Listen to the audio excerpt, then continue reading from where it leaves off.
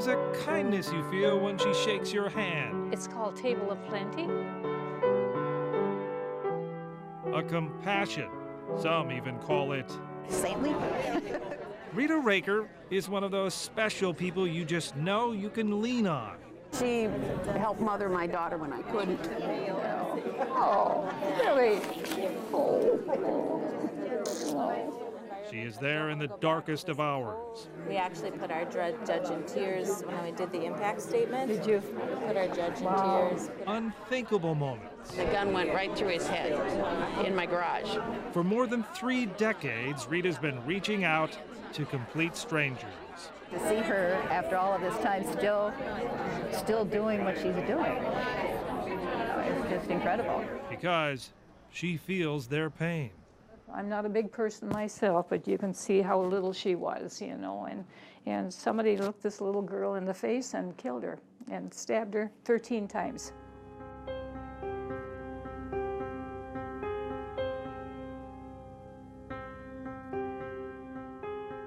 It was on this date 40 years ago when she last saw the daughter who wore this dress. Here's a photo from when they were first missing. 12-year-old Sue and her 15-year-old sister Mary walked out the door of the Reker home in St. Cloud to go shopping for school supplies. We didn't begin to panic until about supper time, about 5 o'clock. At first, police treated the case as a couple of runaways, but the Rekers insisted that wasn't like their girls. A friend of ours wanted to organize a large search party, and we were told not to do it. So as not to upset the whole town. The family feared something horrible had happened and did their own search. I mean, if we drove past a swamp or something someplace, we wondered, could it be there?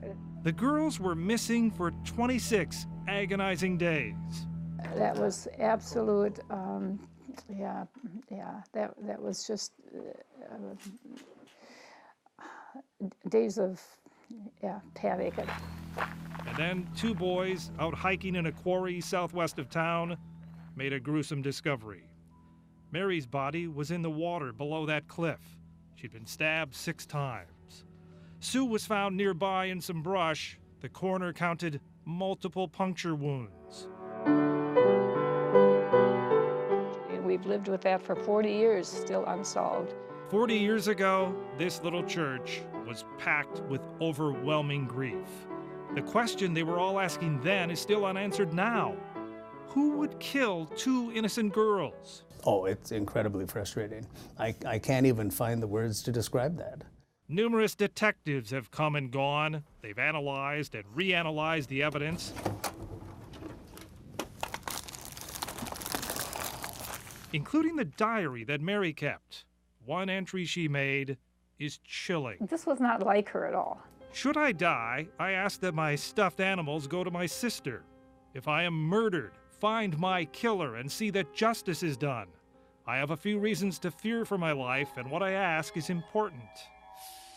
That note has been analyzed by handwriting experts, by psychologists, all kinds of people over the years, and everyone feels it was a premonition. So.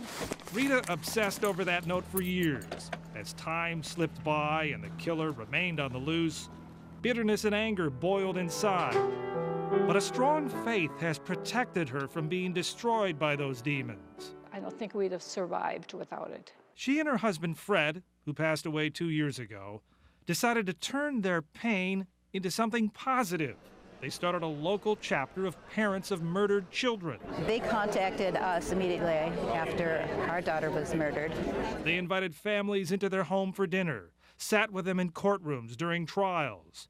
They did this while raising 4 other children. How did they manage? How did they do that and still take care of us? How did they do that and still take care of each other?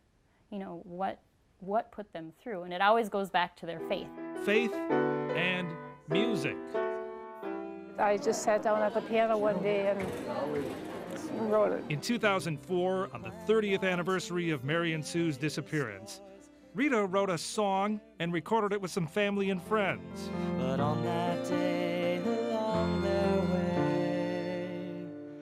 somebody took their life. She sent CDs to a number of radio stations, hoping someone would hear it and come forward with information to solve the murders. That someone still is out there, we won't rest till he is found.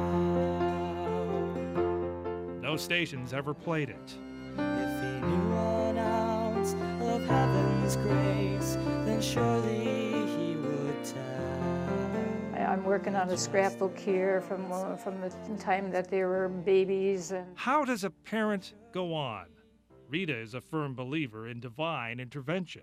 it was a wonderful gift to get. 20 years after Mary and Sue's murders, a family friend found this drawing tucked away in an old school book. I knew our Susie had drawn this. Sue had made it in the 5th grade. Happiness is living in God's world. I love this little yellow bird flying underneath here. In the church where the girls were baptized and confirmed, 2 statues stand next to the tabernacle, Some of the people call them Mary and Susan. placed there many years ago in their memory. I'm thinking our girls are enjoying their heavenly reward. Rita Reker believes in her heart that the justice Mary wrote about in her journal will one day come. It's been 40 years for our family, and that's too long. There needs to be some justice for our daughters. If not in this world, for sure in the next. I'm Fox 9 investigator Jeff Ballion.